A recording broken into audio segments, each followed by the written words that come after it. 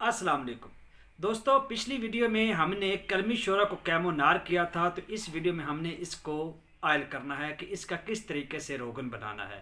तो इसके लिए हमें जो चीज़ें रिक्वायर्ड है वो एक गड़ा चाहिए, यानी एक गड़ा खोदना है हमने। ठीक है, 3 फुट गहरा हो, 2 से 2.5 फुट चौड़ा हो। और हमें ताज़ा जो है घोड़े की लिद चाहिए, दूसरी चीज़। एक प्याला चाहिए, तीसरी चीज़। और चौथी, हमारे पास कलमी शोरा कैमोनार मौजूद है, वो चाहिए। अब एक प्याला ले, उसको अच्छे से गिल हिकमत कर लें।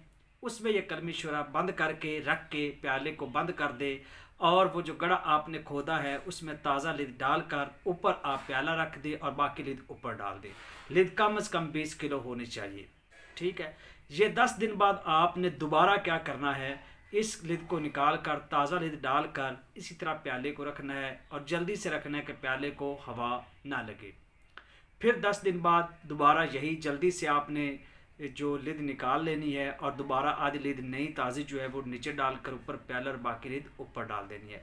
इसके लिए वैसे ये कहा जाता है कि एक गड़ा साथ खोद ले तो वो बेहतर होता है। उसके लिए क्या होता है कि जब आप एक नया गड़ा साथ खोद लें, उसमें 10 किलो लिद डालकर प्याला उसमें रख दें और उसको भर दे और अगले को खाली कर दे। तो ये एक तरीका बेहतर होता है। इसमें उसको हवा लगने के चांसेस बहुत कम होते हैं। तो 30 दिनों बाद जब आप 3 बार ये प्रोसेस करेंगे तो आयल हो जाएगा, रोगन हो जाएगा कलमी शोरा। इस रोगन को संभाल कर रखें, आगे काफूर की अक्सीर बनाने में काम आएगा। और हम धीरे धीरे अपनी जो पारे की अक्सीर है लर्जा की, उस तक पहुंच जाएंगे। शुक्रिया।